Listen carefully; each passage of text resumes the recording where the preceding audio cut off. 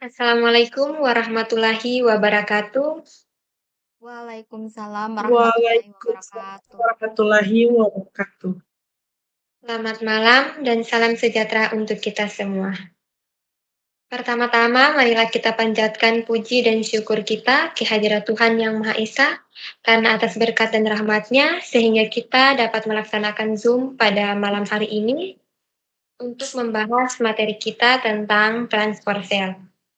Sebelumnya, perkenalkan saya Petronella Sasube sebagai pemateri dan juga sebagai moderator, dan juga ada teman saya. Saya Cynthia Munira Putri. Saya Dewanti Beali. Baik, untuk mengefisienkan waktu, kita lanjut pada materi pertama yang akan dijelaskan oleh Saudari Cynthia. Kepada Saudari, dipersilakan.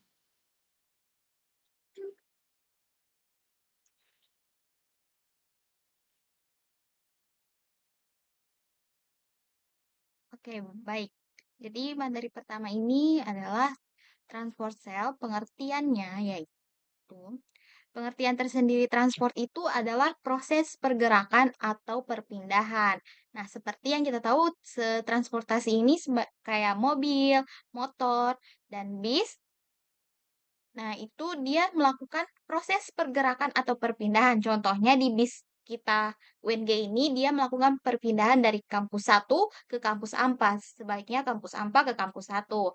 Nah, begitu juga di sel. Jadi transport sel itu adalah proses pergerakan atau perpindahan molekul atau ion melintasi membran sel, baik masuk atau keluar dari sel. Nah, eh, ibaratnya sel itu adalah rumah dan membran sel ini adalah dinding. Kita manusia ibaratnya itu dia ion atau molekul. Jadi kita keluar masuk melalui membran sel tersebut. Nah, mengapa transport sel itu penting? Karena sel membutuhkan nutrisi untuk menghasilkan energi dan membangun komponen sel. Dua, membuang sisa metabolisme atau produk sampingan dari aktivitas sel yang dikeluarkan supaya tidak merusak sel.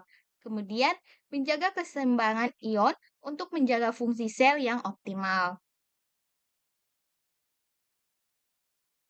Nah, transport sel itu dia ada dua jenis. Yang pertama, transport pasif dan transport aktif.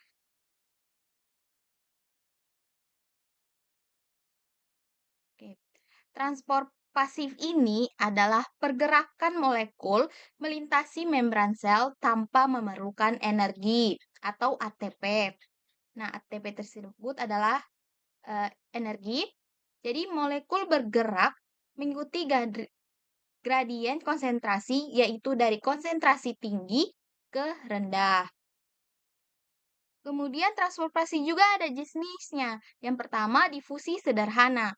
Molekul kecil dan tidak bermuatan seperti oksigen, karbon dioksida, serta beberapa lipid dapat bergerak langsung melalui lapisan lipid ganda membran tanpa memerlukan bantuan protein. Maksudnya itu, molekulnya bisa langsung masuk menembus membran tanpa memerlukan energi. Nah, contoh dalam kehidupan sehari-hari difusi sederhana ini misalnya ada sebuah gelas berisi air, terus kemudian dituangkan sirup, itu dia dari konsentrasi tinggi ke rendah. Sirup kan dituangkan ke air yang konsentrasinya rendah. Nah, itu dia contoh sehari-hari. Proses ini berlangsung sampai konsentrasi molekul di dalam dan di luar seimbang. Seperti itu. Next. Kedua, difusi terfasilitasi. Kebalikannya difusi sederhana, difusi terfasilitasi ini dapat menembus membran secara langsung jika molekulnya yang lebih besar atau bermuatan, seperti ion misalnya Na+ atau K+, dan glukosa. Molekul ini memerlukan protein kanal. Protein kanal membentuk saluran terbuka untuk protein untuk dilewati ion-ion atau molekul tertentu. Sedangkan protein pembawa berinteraksi dengan molekul tertentu, mengubah bentuknya untuk memindahkan molekul melewati membran. Contohnya seperti di gambar ini. Oke, saya akan melanjutkan penjelasan dari Cynthia. Yang ketiga itu ada osmosis. Osmosis adalah difusi air melalui membran semipermeabel. Air bergerak dari area konsentrasi air tinggi atau larutan yang lebih encer ke area konsentrasi air rendah atau larutan yang lebih pekat. Proses ini penting untuk menjaga keseimbangan air di dalam sel dan lingkungan sekitarnya, seperti gambar di samping ini.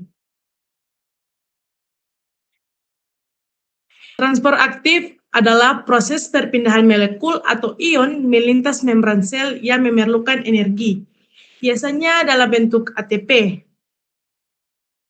Karena molekul tersebut bergerak melawan gradien konsentrasi dari area konsentrasi rendah ke area konsentrasi tinggi. Transport aktif juga dibagi tiga, yaitu pompa ion, pompa ion atau natrium kalium yang dilambangkan Na+ atau K+ adalah contoh transport aktif yang paling umum. Pompa ini memindahkan 3 ion natrium atau Na+ keluar dari sel dan 2 ion kalium ke dalam sel menggunakan energi dari ATP. Ini penting untuk mempertahankan potensi listrik membran sel yang digunakan dalam transmisi sinyal saraf dan fungsi otot, seperti gambar di bawah ini. Yang kedua, endositosis adalah proses di mana sel mengambil partikel besar seperti molekul atau bahkan partikel padat dengan membungkusnya dalam vesikel yang terbentuk dari membran sel. Fagositosis atau sel memakan. Partikel besar seperti mikroorganisme atau sel mati biasanya dilakukan oleh sel imun. Yang kedua, mitositosis atau sel menelan. Cairan dari lingkungannya yang mengandung molekul-molekul terlarut. Yang ketiga, endositosis yang diperantarai reseptor molekul spesifik diikat oleh reseptor di permukaan sel dan kemudian ditelan dalam vesikel. Selanjutnya, eksositosis. Nah, eksositosis ini kebalikan dari endositosis. Kalau endositosis dari luar ke dalam, sedangkan eksositosis dari dalam ke luar. Jadi, eksositosis adalah mekanisme transfer molekul besar dari dalam ke luar sel melewati membran plasma. Prosesnya, yang pertama itu zat-zat yang akan dikeluarkan oleh sel seperti protein, hormon, dan neurotransmitter ini akan dibungkus oleh vesikel dalam sel. Kemudian, vesikel ini bergerak menuju membran.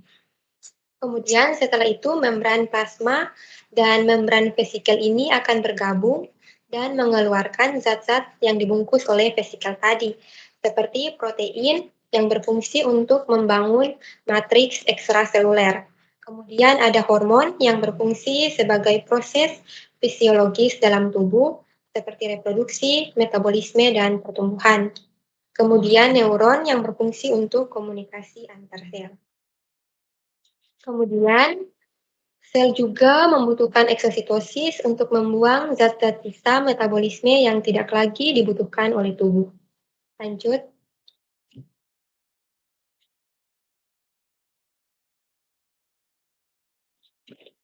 Kemudian ada faktor-faktor yang mempengaruhi transfer sel. Yang pertama, ukuran molekul. Ukuran molekul kecil lebih mudah melewati membran dibandingkan molekul berukuran besar. Kenapa? Karena pori-pori membran cenderung berukuran kecil dan terbatas. Jadi, kalau molekulnya berukuran besar, otomatis akan kesulitan untuk melewati membran. Kemudian ada kelarutan. Molekul yang larut dalam lemak lebih mudah melewati membran lipid. Nah, membran lipid ini kan sifatnya nonpolar, dan lemak juga sifatnya nonpolar. Jadi, molekul yang dapat larut dalam lemak itu otomatis sifatnya nonpolar. Karena sifatnya sama-sama nonpolar, dan pasti akan mudah melewati membran lipid ini. Kemudian ada muatan listrik. Ion akan terpengaruh oleh muatan listrik pada membran. Nah, ion-ion yang bermuatan negatif ataupun positif akan membutuhkan protein transport untuk melewati membran karena adanya perbedaan potensial listrik di antara kedua sisi membran. Kemudian ada ketersediaan protein transport. Protein transport spesifik diperlukan untuk memfasilitasi transport molekul tertentu. Nah, protein transport ini berguna pada kelarutan molekul tadi. Molekul yang tidak dapat larut dalam lemak ini membutuhkan protein transport untuk melewati membran lipid. Dan ion-ion tadi juga membutuhkan protein transport. Lanjut,